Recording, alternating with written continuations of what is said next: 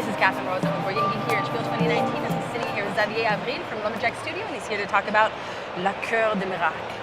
That's right? it.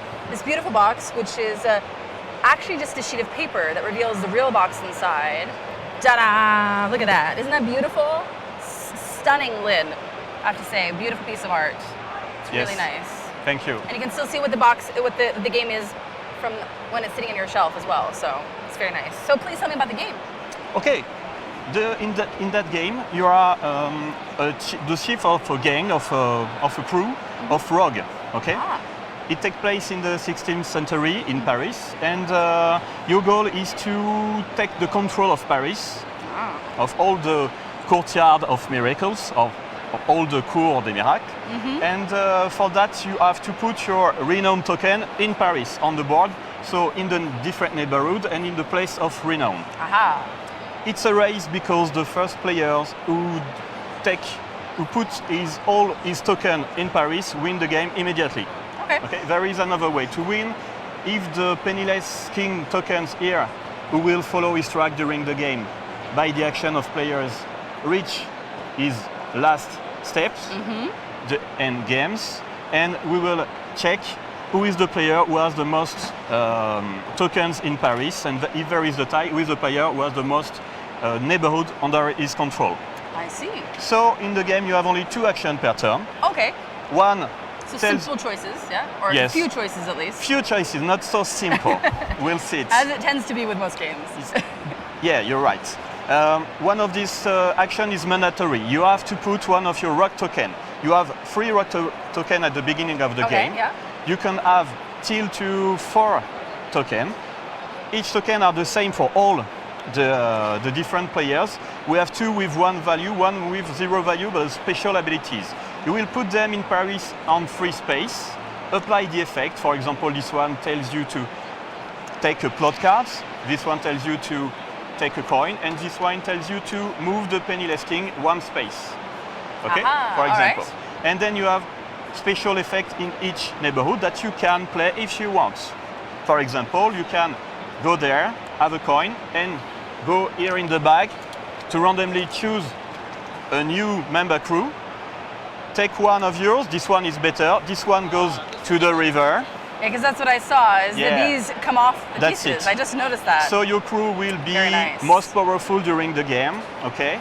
You will build your crew, and then you will try to take control of the neighborhood. How to take control? When the king comes to this space, he checks who is in charge of this neighborhood. And whoever has the most there will then take the space. So if you're alone, no need to reveal it, you take back your token and you gain control. If you're more than 1, everybody will reveal who is the most powerful. Exactly. Oh, only 1, there you go. Only 1. Here as 2, the tiebreaker is the cross. The nearest of the cross will win the battle, the standoff. Okay.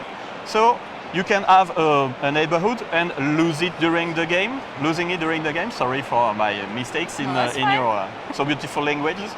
And you can. Is that okay for you? Sorry. It's all good. And you can also apply, for example, this example and pay to put a token here. All right. Here you're safe. Nobody can take your token here and put it back. And it coincides with a specific region as well? Yes. You win special effects and you have to pay this amount. So you need to earn money, for example, with that case. Okay. Basically, it's the game. Fantastic. So a lot of interaction. You are dealing with bluff, majority, and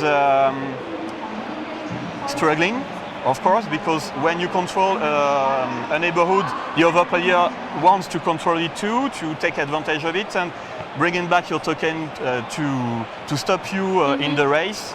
And that's it. There is plot cards with powerful powers, so there is a tension between gaining control, having earning money to buy safe place, and having powerful card to make combos. Exactly, and so there's small decisions, but they have a complexity. Yes, to them, that's right? it. As you can see, you can play up to 5 players. That's exactly what I was about to say. I read it in your eyes. Right. So you can be from 2 to 5 players.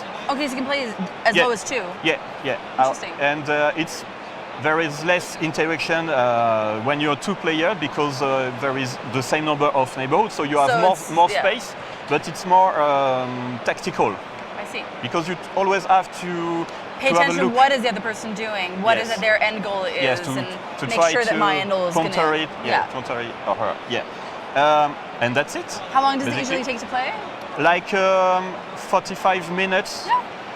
1 hour for the first one because you have to learn the cards and learn the rules, of course, but it depends on how many players you are, but it's between 30 and 45 minutes. And it's available here at Spiel, but is it going to be in the stores soon as well? Or? Yes, it will be available. In fact, it's we are a French company, French publisher. It's our first game that will go everywhere in the world. Oh, exciting. So we hope that you can find it in your favorite store, of course. And it will be available just right after the fair. It's fantastic. Glad to hear it. So if you think this looks good, then check out La Cour Des Miracles from Lumberjack Studio.